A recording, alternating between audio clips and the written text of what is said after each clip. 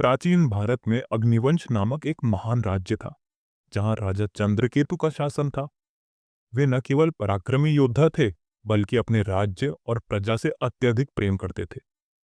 राजा की 7 रानियां थीं जिनकी सुंदरता, बुद्धिमत्ता और शक्ति की कहानियां दूर दूर तक प्रसिद्ध थीं।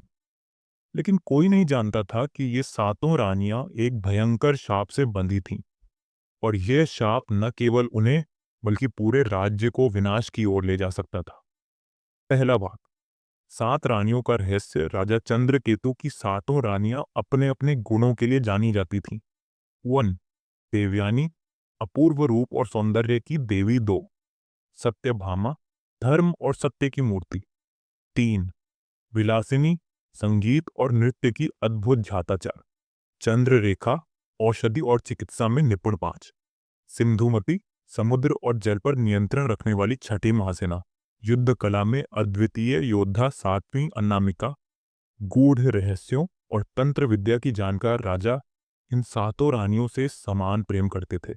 लेकिन उनके मन में एक प्रश्न हमेशा रहता था, मेरी रानियां कभी अपनी पुरानी जिंदगी के बारे में क्यों नहीं बताती। दूसरा भाग, श्राप की कहानी। एक दिन राजा के महल में एक वृद्ध साधु आए।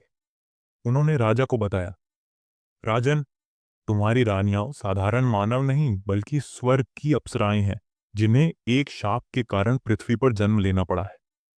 यदि इस रहस्य का सही समय पर समाधान नहीं हुआ तो तुम्हारा राज्य भस्म हो जाएगा। राजा ये सुनकर आश्चर्यचकित रह गए। उन्होंने अपनी रानियों से सत्य जानने की प्रार्थना की। सातों रानियां एकत्र हुईं और रोते हुए बोलीं, राजन, हम पूर्व जन्म में स्वर्गलोक की अप्सराएं थीं। एक बार हमने अहंकार में आकर भगवान शिव की उपेक्षा कर दी।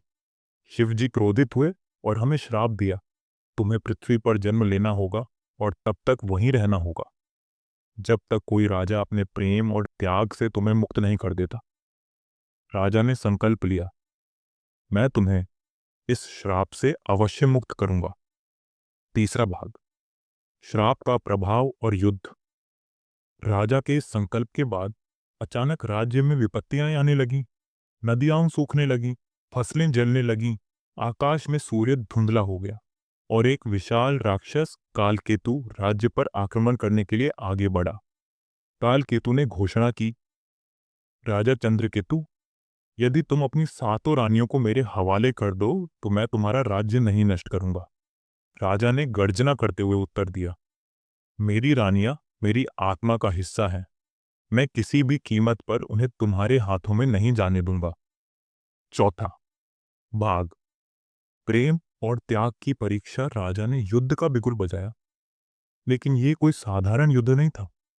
यह देवताओं और दानवों के बीच की अंतिम परीक्षा थी। सातों रानियों ने भी युद्ध में भाग लिया। महासेना ने तलवार उठाई और कालकेतु की सेना का सामना किया।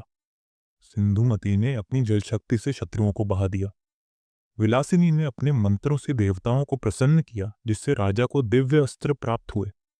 अनामिका ने तंत्र विद्या से कालकेतु की मायावी शक्तियों को नष्ट किया। देवयानी, सत्यभामा और चंद्ररेखा ने प्रजा की रक्षा की।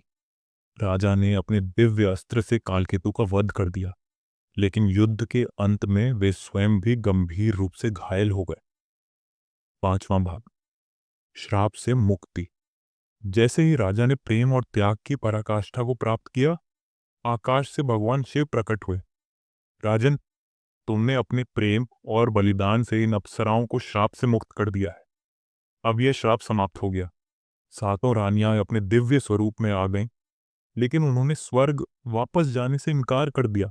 उन्होंने कहा, हम राजा चंद्रकेतु के साथ रहना चाहती हैं क्योंकि यही हमारा सच्चा प्रेम है। भगवान शिव ने आशीर्वाद दिया और अमरगढ़ राज्य पुनः समृद्ध हो गया।